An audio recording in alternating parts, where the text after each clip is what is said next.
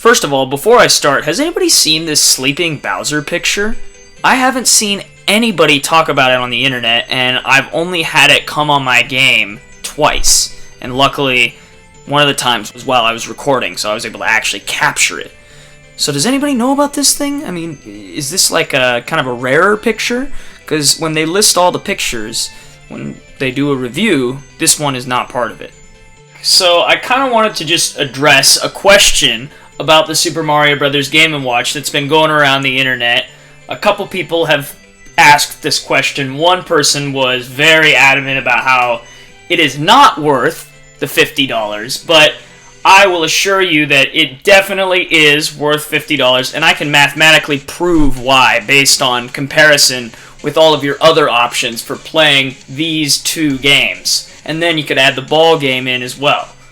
Somebody on YouTube, what was his name? Fantavision, he was like really negative about it. He was like, oh, this is a total waste of money. I don't know why I bought this, you know. I bought it when I was drunk and it came and I was super pissed, you know. It's like, and he was saying how it's not worth the $50, and the thing is that, yeah, it is actually. You can do the math, you know, and find all the other alternatives, you know. And let's say you want to play the original Super Mario Brothers, or especially Super Mario Brothers 2. Playing it on the go, let's go through the options. So obviously, first of all, you have the Game Boy Advance SP. Now it has to be an SP to match, you know, the backlit color, or even front lit for some of the Game Boy Advance SP. But to match the backlit screen, it has to be an SP, you know. Then you'd have to buy a copy, which, by the way, Game Boy Advance SPs range from, you know, $80 to $150. So that's already more than this. That's already $30 more than this, at least, you know. Okay, then we got the Super Mario Brothers NES Classics game, the GBA game. That's what, $15 to $30, and then there's Super Mario Brothers 2, the Japanese game, but it's not region locked, luckily, so you can play it on your same Game Boy Advance. So you buy one of those. Once again, it's like $15 to $30, maybe even more because it's an import. And then, I mean, that's just that's not even the whole thing that this can do, right? But that's already like way more money that you're spending.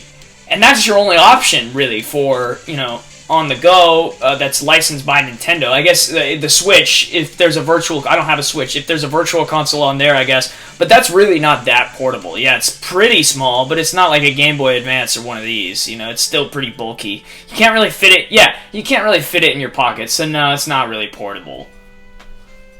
But then you got one of these, off-brand, the FC Mobile 2, okay? This plays NES games. It's literally like an NES top loader with a built-in screen, you know? And it's also got some turbo buttons on this. But this thing totally sucks. Like, it's cheap, you know, it's a knockoff thing, and it breaks, like the screen, it glitches out and stuff, and it breaks really easily, it glitches out really easily. And so, yeah, there's an option, but it's not a good option, you know? And then finally you'd have something like a Shield, which is like, you know, an emulator that's like a little handheld emulator thing. And those are like, you know, multiple hundreds of dollars, you know, maybe $150. I mean, it's just all of it is going to be a lot more than $50. This thing was $50. I don't know how anybody could question if it's worth that much money. It's kind of ridiculous, and it really does show that they don't know the value of, you know, video games, really. Because, yeah, it's definitely worth $50 if you do the math. Like, actually, think about it. Like, most games alone are like less than $50, right? Like, I don't buy new games. I don't care about new games, really. But don't they cost like $70 or something when you buy them new? And that's just one game, because people say, oh, there's just 2 games on here. Yeah, I know. That's because they're old games, you know, that's why everybody, ooh. But you're not just buying the games, you're buying this whole console thing, too. You're buying physical equipment, not just a disc, you know, for $70. I think that's ridiculous, buying one stupid disc for $70. But, you know, I can't believe that somebody who would understand that would think that this is such a rip. It's just unbelievable. I guess they're just confused or something. I don't know. Not only do you have these 2 games, but you also have all of the features that come with these specific versions of these games. Stuff like saving the game, stuff like being able to warp immediately when you start up the game, stuff like having the infinite lives. All of those things are version specific. So not only is that part of it, but you also have these two games in one console without cartridges, and it's less than what the cartridges would be if you bought them separately. And then not even including the console of the Game Boy Advance SP. And that just adds another $80 to $150, like I said. So, yeah, I mean, it's totally worth it if you look at all the other options.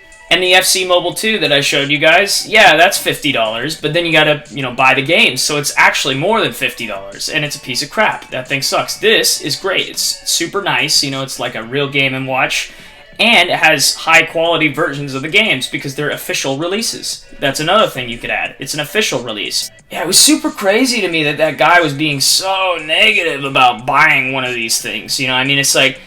And the other thing is, his channel is...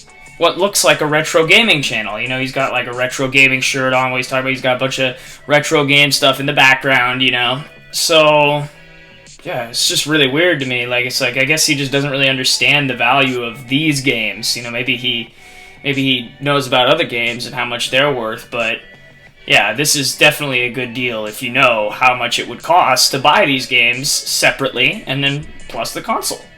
But you also got to mention that this is a portable version of the game. And a non-portable version, one that plugs into the TV, would be just as much anyways. Even a knockoff. And if it wasn't a knockoff, depending on the version, it would be more, So then you'd have to buy a homebrew cartridge of the second game, because, as you guys know, there was no official release of the second game on the NES or even the regular Famicom. It was on the Famicom disk system, as mentioned in my other video.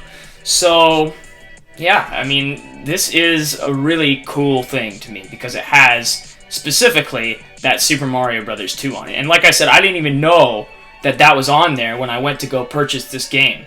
I already had the guy take it out of the glass case because I was going to buy it, and then that's when I saw and realized it's got Super Mario Bros. 2. I mean, like I said, I was really excited in the store. And so, after that, I was like, this is definitely worth the $50.